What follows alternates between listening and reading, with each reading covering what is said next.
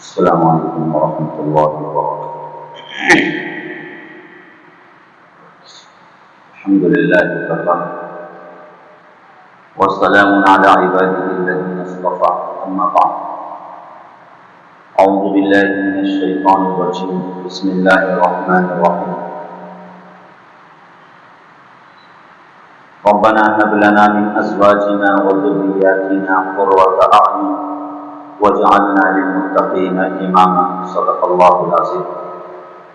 وقال النبی صلی اللہ علیہ وسلم: اکرموا اولادکم وعلموا واحسنوا آدابهم، او کما قال علیہ السلام۔ اللهم صل علی سیدنا محمد وعلى آل سیدنا محمد وبارک وسلم۔ گزشتہ جمعے میں تعلیم اور تربیت کے فرق کو واضح کیا گیا تھا کہ تعلیم کی کس قدر ضرورت ہے اور اس سے کئی گنا زیادہ معاشرے کی اصلاح کے لیے تربیت کی کس قدر ضرورت ہے۔ تربیت ایک لفظ تربیت ہے اور ایک لفظ پرورش ہے۔ پرورش اور تربیت میں کیا فرق ہے؟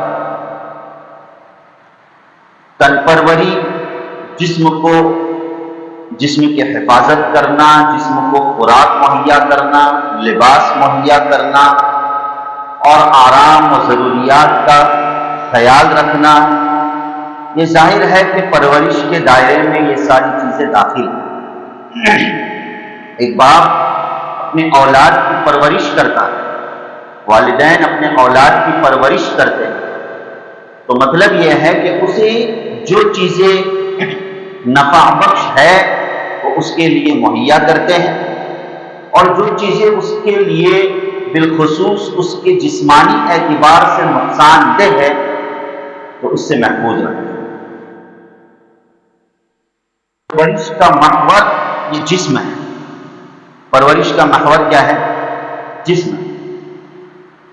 اور یہ بات لغو اور مبالغہ نہیں ہے، کہ صرف انسان ہی اولاد کی پرورش نہیں کرتا بلکہ جانور بھی اپنے اولاد کی پرورش کرتے ہیں۔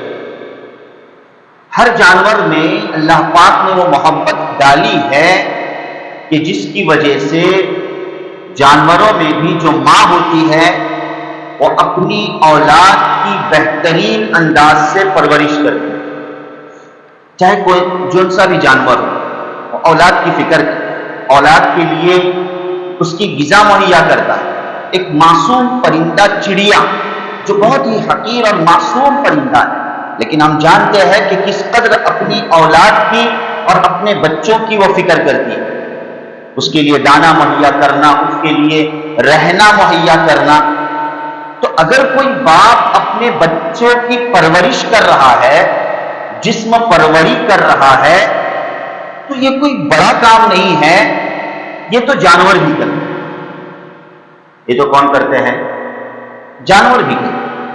جانور بھی اپنے اولاد کی حفاظت کرتے ہیں، لیکن ایک جانور اور ایک انسان میں فرق اس وقت ہوتا ہے جب انسان اس سے کئی گنا زیادہ اس کی سوچ ہوتی ہے، اس کی فکریں ہوتی ہے کہ میں اپنے اولاد کی فقط پرورش نہیں کروں گا، اگرچہ پرورش یہ میرے ذمہ لازم ہے، ایک فریضہ ہے، لیکن اس سے کئی گنا بڑھ کر مجھے میری اولاد کو انسان بنانا ہے۔ مجھے میری اولاد کو صرف انسان ہی نہیں بلکہ اچھا انسان، ایک بہترین انسان بنانا ہے۔ اس کے لیے فقط پرورش کافی نہیں ہے بلکہ اس کے لیے اچھی تربیت مہیا کرنا لازم اور ضروری ہے۔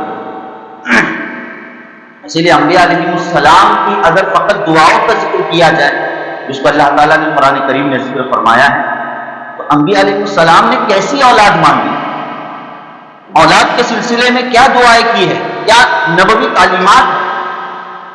کبھی تو کہا جا رہا ہے کہ رب ہب لی من الصالحین، اے میرے رب مجھ کو نیک صالح اولاد عطا فرما۔ کبھی تو قرۃ اعین کہا جا رہا ہے اولاد کے سلسلے میں کہ آنکھوں کی ٹھنڈک والی اولاد عطا فرما، کبھی تو کہا جا رہا ہے کہ وَأَصْلِحْ لِي فِي ذُرِّيَّتِي، کہ میری ذریت میں ایک اصلاح والی اولاد میری ذریت کو بنا دے، اولاد بنا دے، میری ذریت اور میری نسل کو بنا دے اصلاح والی، جس کے اندر صلاحیت ہو، صالحیت ہو، ہر چیز۔ یہ نبوی دعائیں ہیں، اسی لیے اللہ تعالیٰ نے گزشتہ ہفتے جو اسی بات کو میں آگے بڑھاتے ہوئے کہہ رہا ہوں، اللہ تعالیٰ نے قرآن کریم میں کہا ڈرایا ہے جہنم کی آگ سے کہ قُوْ أَنفُسَكُمْ وَأَهْلِيكُمْ نَارًا، اپنے آپ کو اور اپنے گھر والوں کو جہنم کی آگ سے بچاؤ۔ کیسی ہے جہنم کی آگ؟ ہم نے دیکھا نہیں، لیکن پیارے نبی صلی اللہ علیہ وسلم نے اس کی صفات ذکر فرمائی۔ بخاری شریف کی روایت امام بخاری رحمہ اللہ نے اپنی صحیح میں ذکر فرمایا کہ جہنم میں سب سے ادنا اور سب سے کم درجے کا عذاب کیا ہوگا؟ اگر آپ کا اندازہ لگانا ہے تو اس حدیث کو سمجھیے گا۔ جہنم میں سب سے ادنا اور سب سے چھوٹا عذاب کیا ہوگا؟ تخفیف والا، ہلکا عذاب۔ کہا کہ اس شخص کے پیروں کے نیچے جہنم کے انگارے رکھے جائے گے، یعنی آگ کی جوتیاں پہنائی جائے گی۔ کیا پہنائی جائے گی؟ فقط پورا جسم اوپر محفوظ رہے گا، آگ کی جوتیاں پہنائی جائے گی، اور اس کا حال یہ ہوگا کہ اس آگ کی تپش کی وجہ سے اس کا دماغ ایسا کھولے گا جیسے نبی کریم صلی اللہ علیہ وسلم نے وضاحت کرتے ہوئے فرمایا جیسے تمہاری ہانڈیاں کھولتی، اللہ، جیسے ہانڈیاں گرم ہونے کے بعد کھولتی ہے، ابلتی ہے، اس طریقے سے اس جہنمی کا دماغ ابلے گا اور کھولے گا۔ یہ کس کا عذاب ہے؟ سب سے کم درجے کا عذاب۔ سوچئے تو صحیح کہ جیسے گناہ اور نافرمانیاں ہوگی تو ان عذاب کی شدت کا کیا حال ہوگا؟ عذاب کی شدت کا کیا حال ہوگا؟ ایسی آگ سے اللہ تعالیٰ سرپرستوں کو ڈرا رہے ہیں اس آیت میں۔ ایسی آگ سے اللہ تعالیٰ کس کو ڈرا رہے ہیں؟ پیرنٹس کو ڈرا رہے ہیں، سرپرستوں کو ڈرا رہے ہیں کہ اپنی ذمہ داریوں کو سمجھو، بچوں کو جہنم کے حوالے نہ کرو۔ اللہ ہم کیسے جہنم کے حوالے کریں؟ ہاں، جو ماحول جہنمی بن چکا ہے، جہنمی ماحول بن چکا ہے، برا ماحول بن چکا ہے، اپنے بچوں کو ماحول کے حوالے نہ کرو۔ اس آیت کا یہ مقصود ہے، اپنے بچوں کو اس گندے ماحول کے، پراگندے ماحول کے حوالے نہ کرو، بلکہ انہیں بہترین قسم کی تربیت دینے کی فکر اور کوشش کرو۔ بہت ضروری، ہم سمجھتے نہیں کہ تربیت کسے کہا جاتا ہے، کس انداز سے تربیت کی جانی چاہیے۔ یہ ایک گن ہے جو والدین کو، جو سرپرستوں کو سیکھنا پڑے گا، جاننا پڑے گا۔ چاہے اس قسم کے کیمپ لگائے جائیں، چاہے ایک جمعہ کے 20 منٹ کے خطبے اور خطاب سے یہ بات واضح ہو جائے، کوئی ضروری نہیں، ایک مستقل موضوع۔ جیسے ہم مختلف موضوعات پر سیمینار کرتے ہیں، مختلف موضوعات پر ہمارا اٹھنا بیٹھنا ہوتا ہے، تو مستقل ہم سرپرست اور پیرنٹس لوگ جمع ہو اس مدعے پر، اس موضوع پر کہ ہم اپنی تربیت کا کیا معیار بنائیں، اپنی اولاد کی ہم کس طریقے سے تربیت کریں۔ بڑا حساس بہرحال موضوع ہے، اللہ ہمیں اس کی سمجھ عطا فرمائے۔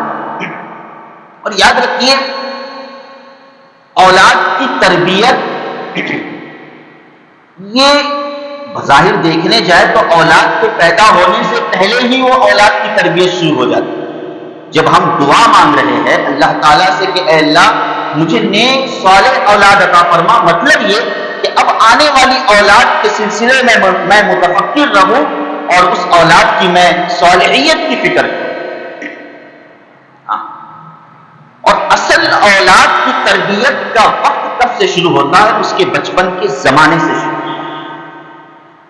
ہم بڑے مار کھا جاتے ہیں اس بات میں، ہم یہ سمجھتے ہیں کہ بچہ بچہ ہے، تھوڑا اور بڑا ہو جانے دو، کچھ باتیں سمجھنے دو اس کو، تھوڑا سلیقہ مندی اس کے اندر آنے دو نہ، وہ نہیں آتی۔ ایک پودا ہوتا ہے جو چھوٹا ہوتا ہے، ابھی ابھی زمین سے وہ زمین کے چھاتی کو پھاڑ کر وہ پودا نکلا، جو بڑا کمزور ہوتا ہے، بڑا معصوم اور کمزور ہوتا ہے۔ آپ چاہے جس طریقے سے اسے موڑو، چاہے جس طریقے سے اسے آپ رخ دو، وہ رخ لے لے گا۔ لیکن اگر آپ نے انتظار کیا اس کے تناور درخت بننے کے لیے، اور تناور درخت بننے کے بعد آپ اسے موڑنا چاہے تو نقصان آپ خود اپنا کر بیٹھے، اب وہ ہلے گا نہیں۔ یہی معاملہ اس بچے کا ہے۔ یہ بچہ معصوم ہے، اللہ کی طرف سے ایک نعمت ہے۔ بچپن ہی سے آپ کی مکمل اس پر توجہ یہ ہونی چاہیے کہ آپ اسے دین کی طرف، اللہ رسول کی باتوں کی طرف، محبت کی طرف اسے موڑنے کی، اسے گھمانے کی فکر اور کوشش کرو۔ اگر آپ نے اس کے بڑے ہونے کا انتظار کیا تو یہ تناور درخت بن کر یہ سب سے پہلا آپ کا نافرمان بنے گا، یہ سب سے پہلے آپ کو تکلیف دے گا تناور درخت بننے کے بعد۔ ضروری کہ بچپن ہی در حقیقت اولاد کی تربیت کا یہ بہترین وقت ہوتا ہے۔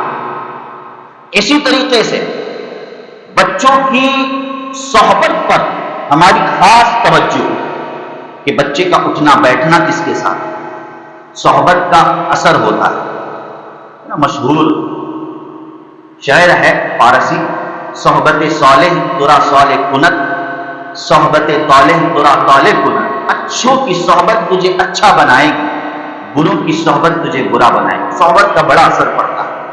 اس لیے دیکھیں ہم اپنی اولاد کو کہ ہماری اولاد کی صحبت کس کے ساتھ ہے، ہماری اولاد کا اٹھنا بیٹھنا کس کے ساتھ ہے، وہ کس سے باتیں کر رہے ہیں، وہ باتیں کرنے میں اور فرینڈشپ سرکل بڑھانے میں شرعی مزاج بھی رکھتے ہیں یا نہیں رکھتے ہیں۔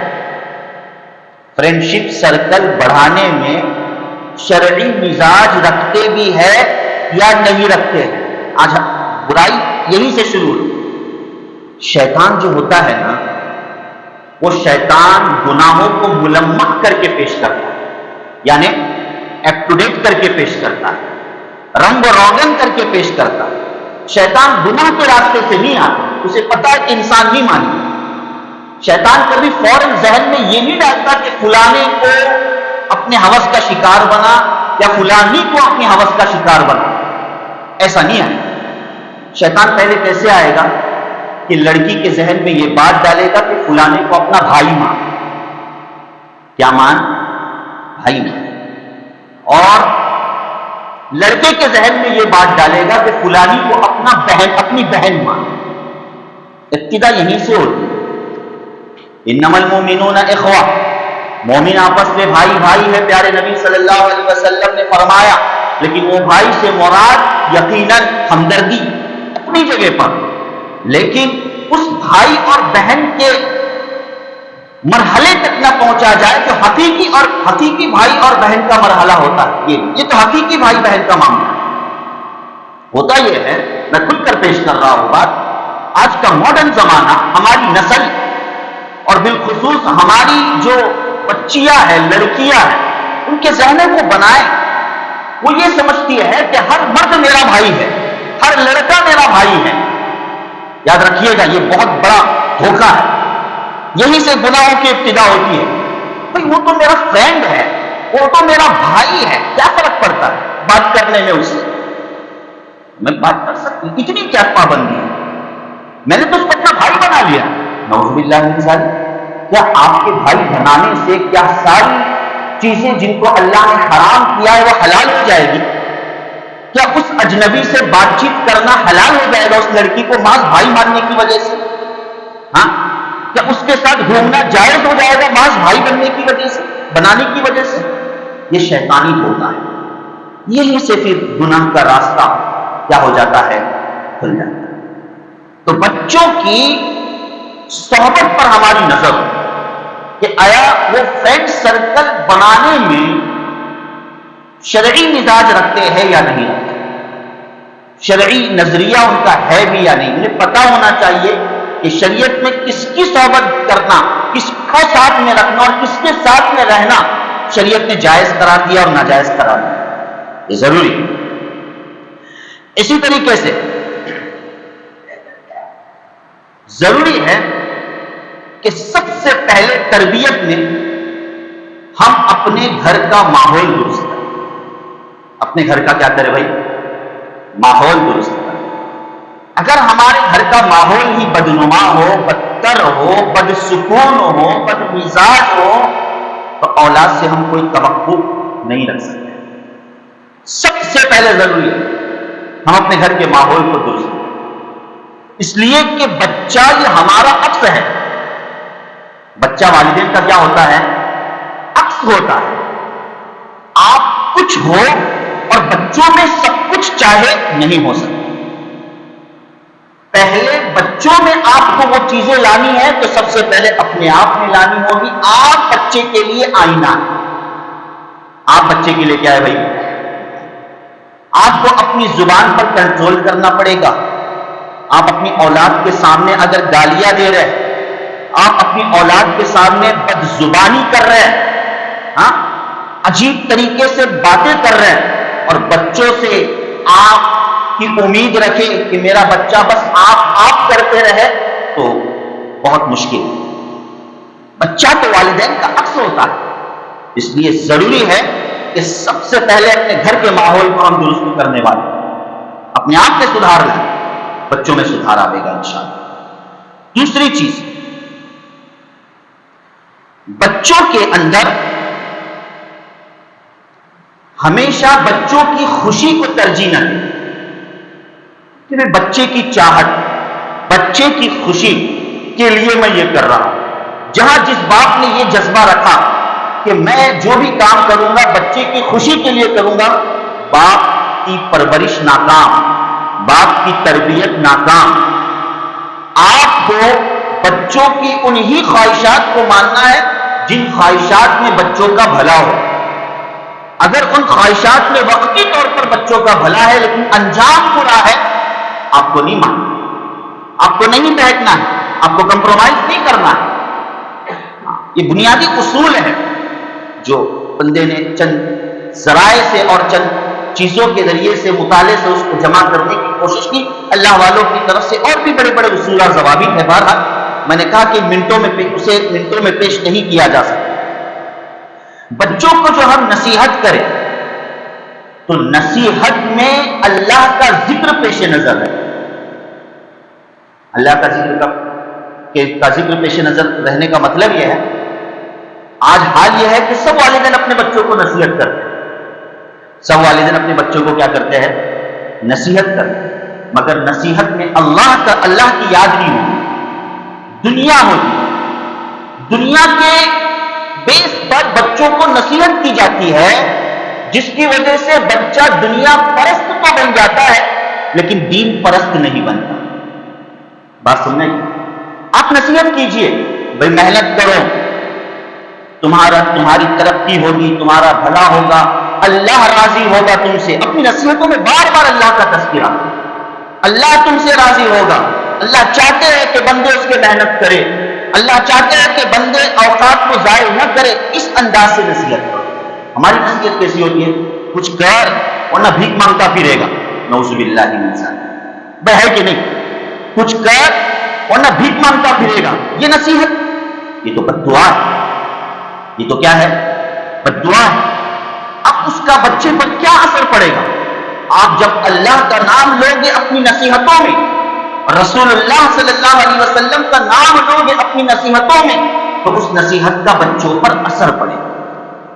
ورنہ آپ کی نصیحت ہی ڈرانے والی، اگر دھمکانے والی ہو تو وہ ایک بددعائیہ چیزیں بن جائے گی۔ اور یاد رکھیے، والدین اپنی زبان پر کنٹرول کرے، اپنی اولاد کو بددعا نہ دے، بھلے کتنی ہی شرارت کرے، لیکن یاد رکھیے اللہ کے یہاں آپ کی دعا کا بھی مقام ہے اور اللہ کے یہاں آپ کی بددعا کا بھی مقام ہے۔ جیسے اللہ آپ کی دعا کو قبول کرے گا، اللہ تعالیٰ آپ کی بددعا کو بھی قبول کرے گا۔ کوئی قبولیت کی گھڑی ہو، اللہ نے قبول کر لیا کیا؟ اللہ حفاظت فرمائے، ہمیشہ دعا کریں۔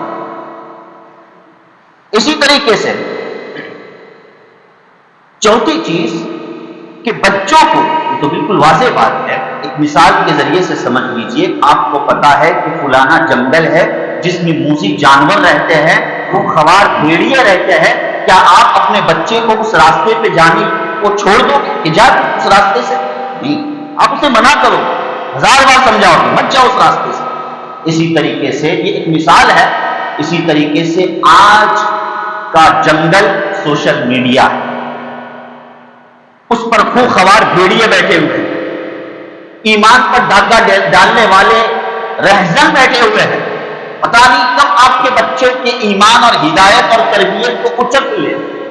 تو اس سوشل میڈیا کا جو راستہ ہے آج کا خصوصاً، تو ہم اس بچوں کو تنہا نہ چھوڑے، جیسے جنگل پار کرانے میں بچی کی انگلی تھام کر ہم پار کرائے گے، اس سوشل میڈیا میں بھی ہماری نظر رہے۔ گزشتہ ہفتے اس پر بات ہو چکی ہے، تنہا نہ چھوڑے، ورنہ پتہ نہیں کہ خاموش ایمان کا سودا ہماری اولاد کر چکی ہوگی اس سوشل میڈیا کی وجہ سے۔ اسی طریقے سے ایک گزارش تربیت کے سلسلے میں اصول یہ ہے کہ ہم اپنی اولاد کے لیے وقت، اپنی اولاد کے لیے کیا دیں؟ آج اتنا بیزی زمانہ ہے، نہ اولاد کو باپ وقت دینے کے لیے تیار ہے، نہ اولاد کو ماں وقت دینے کے لیے تیار ہے۔ ماں کے ذہن پر سوار بچے کی تن پروری، خوراک، دوپہر کا کھانا، شام کا کھانا، صبح کا ناشتہ، یہ ساری چیزیں، اسے کیا پہنانا، اس کے کپڑے دھونا، یہ چیزیں ہوتی کہ نہیں عورتوں کی؟ ماں اپنی اولاد کو وقت نہیں دے پا رہی، باپ پوچھنے ہی مت، پورا وقت اس کا صبح سے شام تک باہر گزر رہا، اور بعضوں کی ایسی لائف ہوتی ہے کہ ہفتہ ہفتہ بھر اپنے بچوں کو جاگا ہوا دیکھتے ہی نہیں۔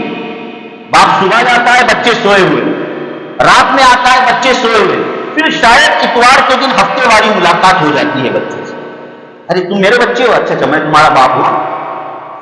اللہ، وقت دینے کے لیے تیار، وقت دے اپنی اولاد، اپنی اولاد سے شیئر کرے، ان کی ذہنوں کو سمجھے، کیا میرے بچے چاہ رہے ہیں، ان کے ذہنوں میں کیا ہے، یہ بہت اہم اور ضروری ہے۔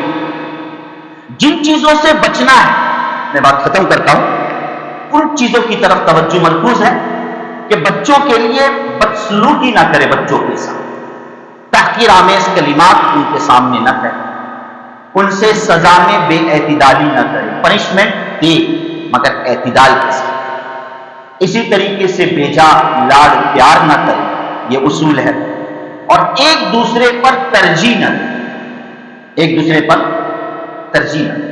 ترجیح نہ دینے کا مطلب، بھائی 4 بچے ہیں، 4 بچے میں سے ایک کی طرف زیادہ انسیت ہے، محبت ہے، 3 کو یوں ہی چھوڑا ہوا ہے، ایسا یہ بچے کے اندر نفرت پیدا کرتی ہے یہ بات۔ اس لیے بچوں کے اندر کسی پر کسی کو ترجیح نہ دے، بلکہ اعتدال اور میانہ روی ان کے ساتھ اختیار کرنے کی فکر اور کوشش کرے۔ اور ایک گزارش آخری، میں نے باتوں کو سمیٹ لیا، اور بھی باتیں تھی، کہ حدیث کے پیش نظر بس ہمارا مدعا، اس سے پہلے بات آ چکی ہے، ہمارا مقصد یہ ہو تربیت میں کہ ہم اپنے بچے کو ولد صالح بنائیں۔ کیا بنائیں؟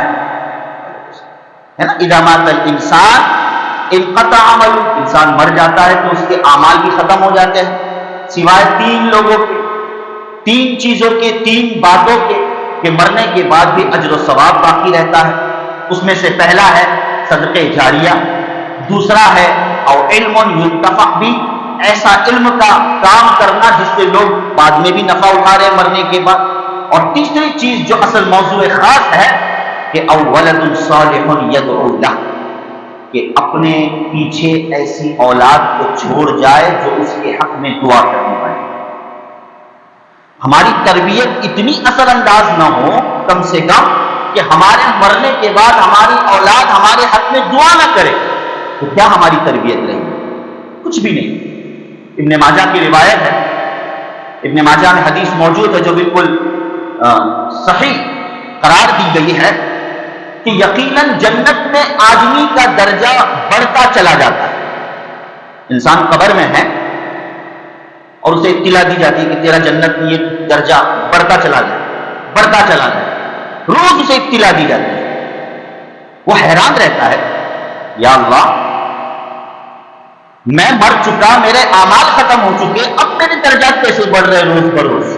تو اسے اطلاع دی جاتی ہے کہ تیرا فلانا بچہ تیرے حق میں جب جب دعا کرتا ہے تب تب جنت میں تیرے درجات بلند ہوتے رہتے ہیں. سبحان اللہ اکبر.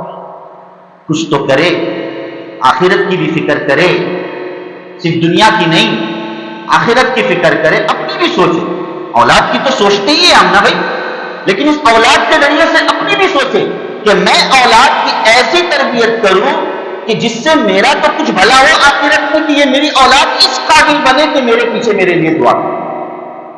اس کے لیے ہمیں محنت کرنی ہوگی. ان اصولوں پر، قرآن اور حدیث اور اسلامی اصولوں کو اپنی زندگی میں لانا ہوگا. اس سلسلے میں معلومات لینی ہوگی. زندگی بس چل رہی ہے، کھانا پینا، ایجوکیشن دلانا، یہ ساری چیزیں ہم سمجھتے ہیں بہت کچھ ہم نے تربیت کر دی. اولاد کی نہیں، اولاد کی بہت گہری تربیت میں ہمیں ساتھ دینا ہے، ان اصولوں پر عمل کرنا ہے. اللہ پاک یہ معاملہ ہمارے لیے سہل اور آسان فرمائے. آمین یا رب العالمین. وآخر دعوانا